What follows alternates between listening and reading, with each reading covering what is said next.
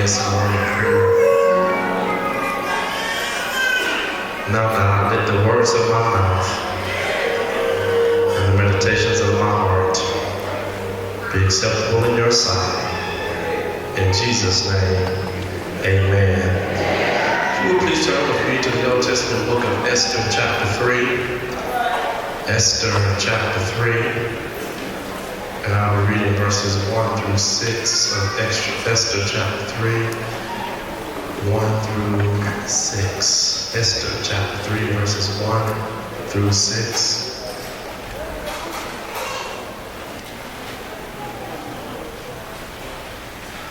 Amen. We have a white mirage that's blocking people in. A white mirage. Amen. You got it? Okay. Take good care of it. Esther chapter 3, verses 1 through 6. Esther chapter 3, verses 1 through 6. When you have it, say amen.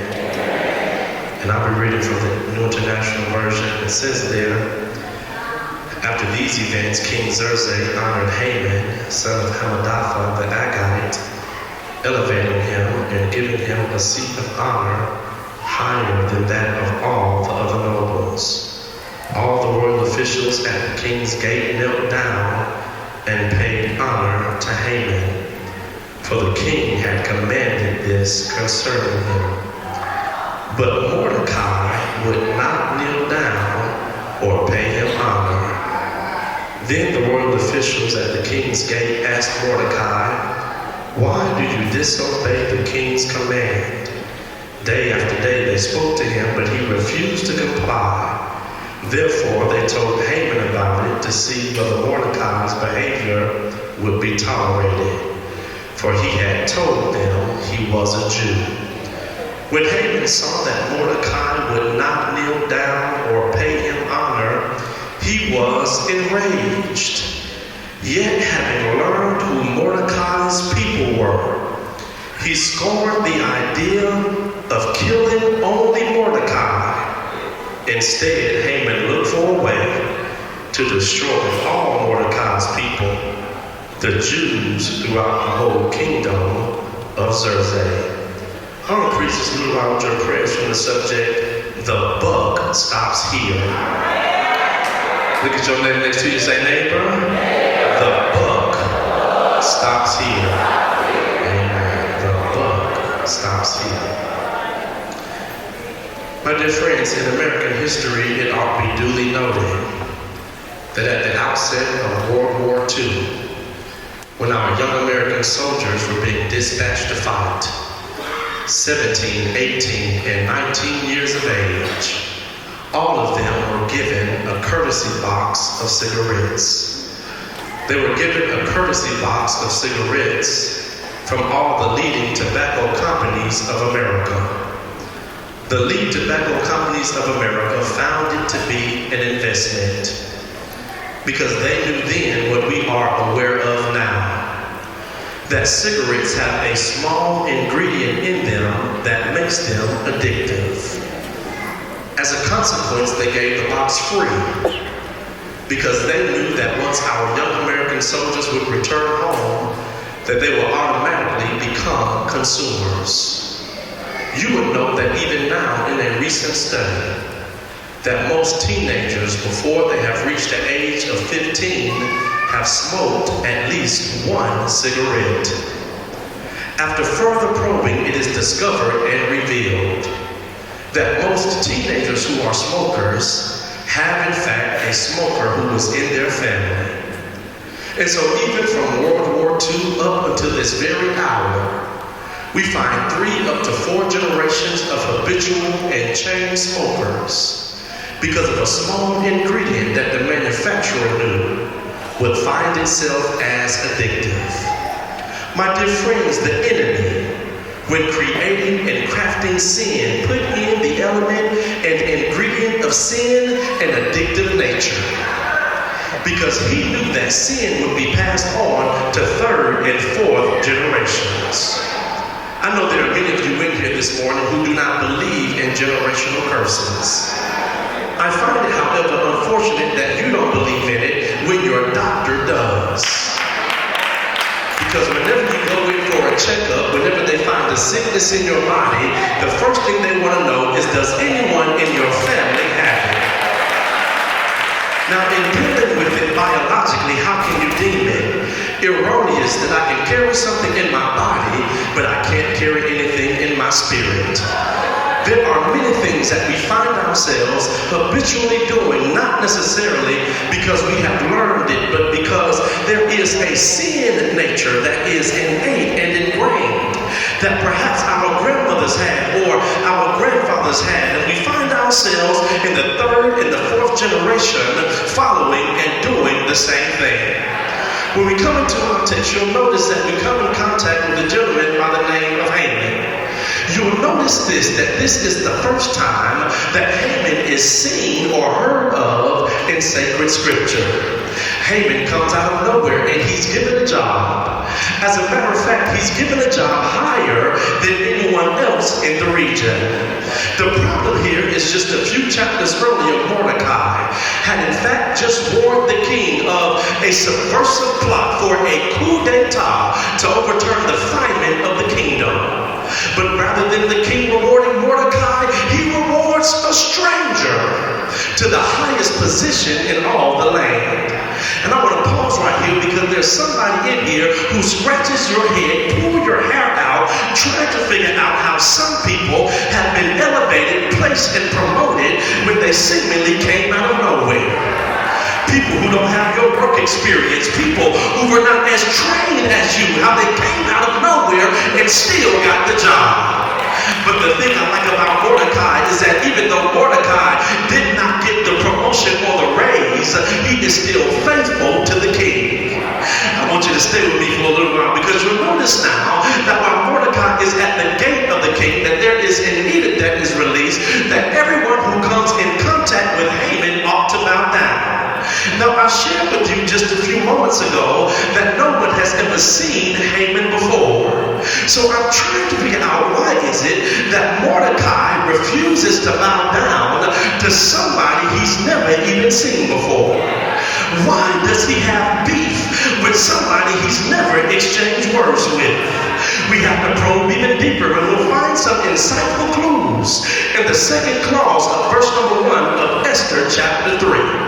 It says there that Haman is an Agagite. The Agagites consist of the tribe of the Amalekites.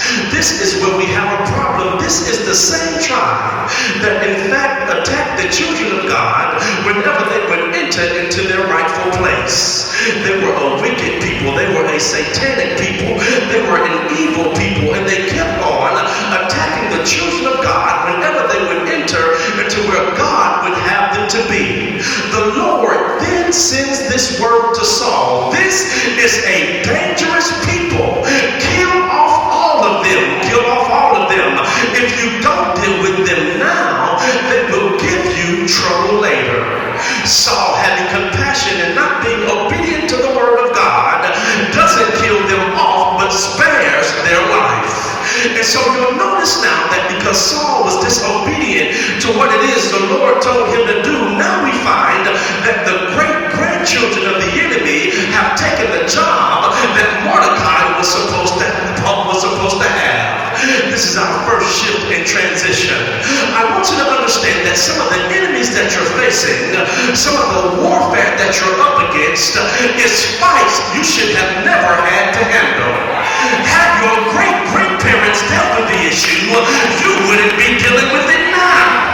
But because they didn't deal with it, you're fighting some stuff that has gained some strength because it wasn't killed off at the appropriate time. This enemy, because Saul didn't kill it at its appropriate time, the enemy grew up and killed 3 of Saul's sons. I want you to understand that generationally, there are some things that wipe out entire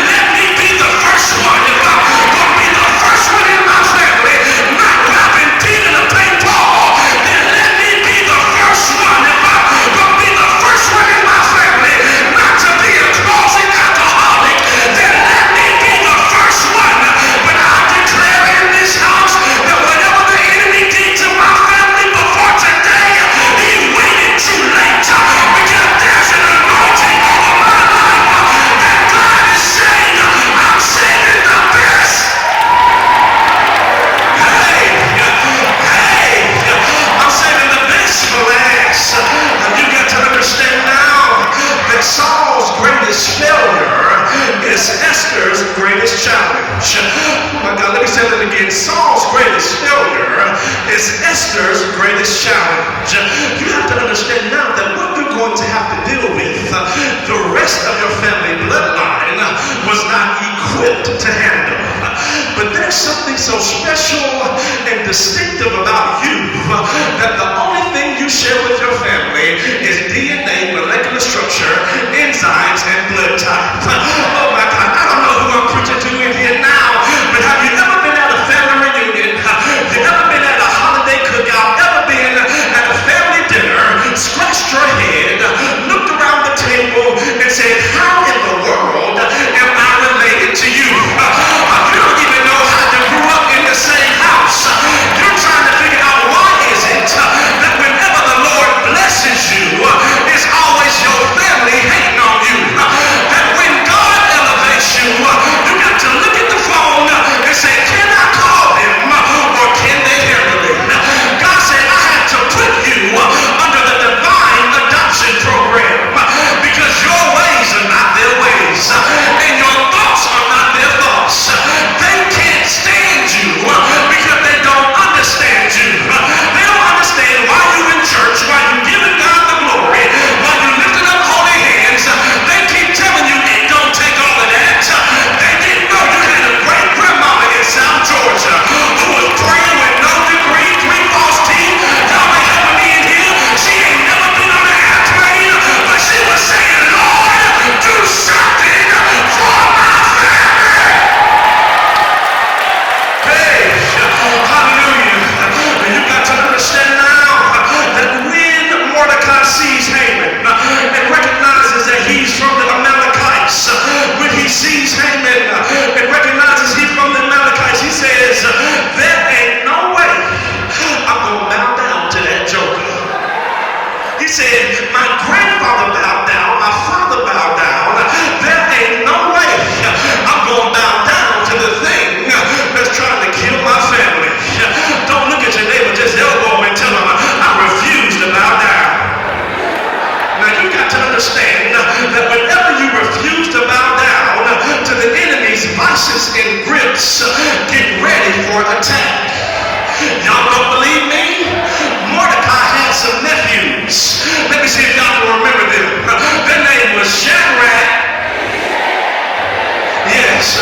They said, King Nebuchadnezzar, I know your gold God looks good, but I refuse, watch this, to bow down. Can I tell you something? When you're grown up in God, you're no longer impressed by silly stuff. I don't care what kind of car you drive, where you live, how much money you got in your bank account. I want to know how much favor you got over your life. Is there anybody here who made up in your mind you didn't come to church to make friends? If you don't like my hair, build a bridge and get over it. If you can't stand me, move to another section. If you don't like me, get out of my face. But I just came to give God the praise, the glory, the honor, and the thanksgiving. Is there anybody here who can give God some glory right now? Because He's been too good to you for you to sit down on your seat and not give Him the praise. Is there anybody here who can say, when I think of the goodness of Jesus and all He's done for me, my soul,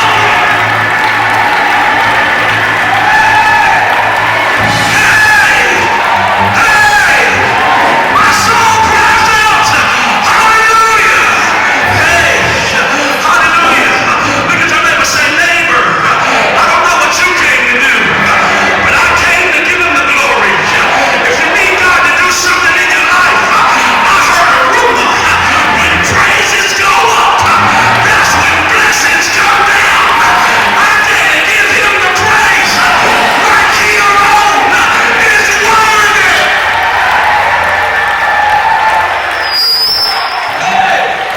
He's worthy. He's worthy to be praised. Hallelujah. He's worthy to be praised. Watch what he says. When he found out that Mordecai would not kneel down.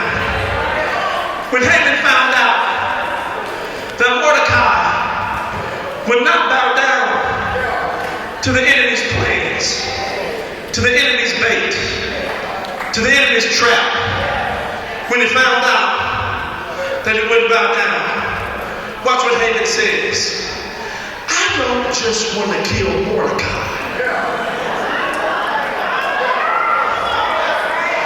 I want to kill his family. I thought it was family day here today. He says, I want to kill his family. I want you to understand that 2019 has been a rough year for your family. Oh my God, it's been a rough year for your family, and your whole family ain't even saved. Oh my God, it's been a rough year for your family, and you got to understand the reason why it's been a rough year for your family is because the enemy is trying to get to you. Oh my God, but he knows that he can't get to you because you got a hedge of protection all around you. And God said, touch not my anointed. So he's trying to get to your family. Can you help me preach real quick? Look at your neighbor, say, neighbor, my family has been under attack. This has been a rough year for my family. But now I understand that the enemy is trying to kill my family in order to get to me. But I serve as a living witness to tell the devil, your time is up.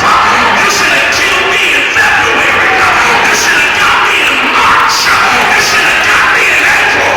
But because I'm still here, God is getting ready to do something for my family. Hey, hallelujah. Y'all better get ready for the overflow because by December 31st, God says, I'm getting ready to do something for your family. People in your family who ain't never been to church. God says, I'm getting ready to turn their life around. Is there anybody here who can give God the glory? Not for you, but because you want to see your family come out of whatever they in. I tell you to shout right now. Like you want to see your family in a better place. Like you want to see your family get their healing. Shout right now.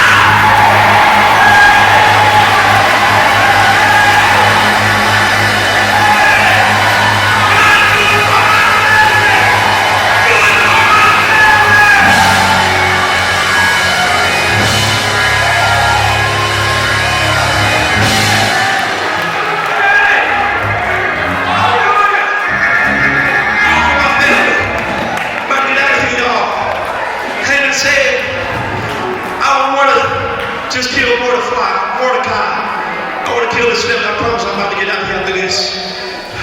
He says, just because he won't bow down, I don't want to just kill him. I want to kill his family. Haman underestimated the family because he didn't know that Esther was in the family. Let me help you real quick. Esther slept in the same bed as the king. And so because she slept in the same bed as the king, she had the king's ear. The worst thing you could have done this morning was to come to St. Paul. Because you came to the king's house. You got the king's ear. Oh my God, the enemy underestimated the family because he didn't even know there was a worshiper in the house. See, a whole lot of y'all can pity pat and clap if the music sounds good. But there's somebody in here who is a worshiper. I say, even if the music don't sound good, I can still worship him for who he is. Is there any Esthers in the house? Watch this, gender excluded. That you didn't come to church to play church, but you came because you need God to do something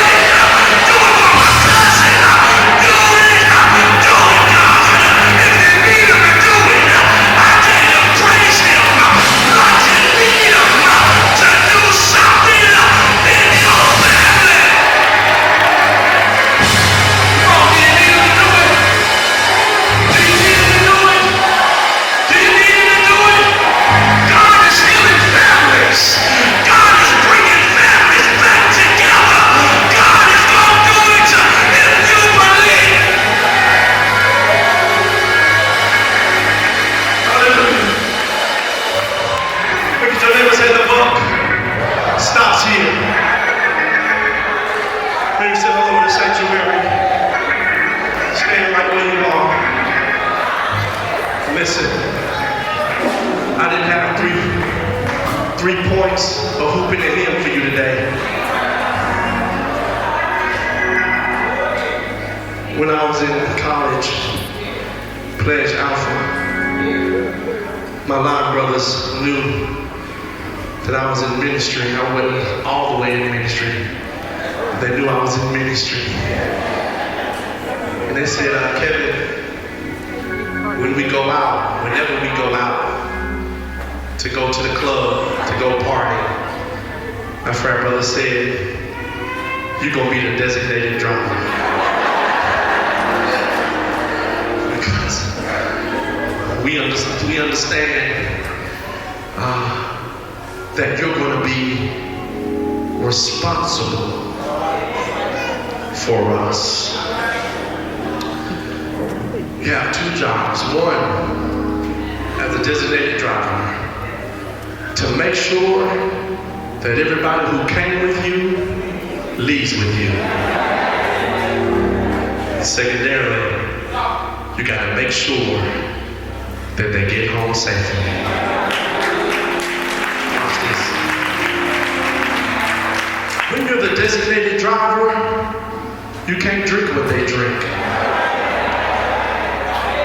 When you're the designated driver, you can't participate in all of the activities that they participate in. And God this morning is looking for some people who will be the designated worshiper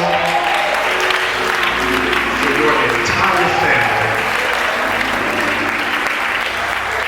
That you're saying, devil, whatever you try to do to my family, you gotta come through me first. Stand in the gap for my family. I know this ain't for everybody. I know this word is not for you. Some of y'all not ready for the responsibility. But if you made up in your mind, I have 3 calls today. The first call is for salvation.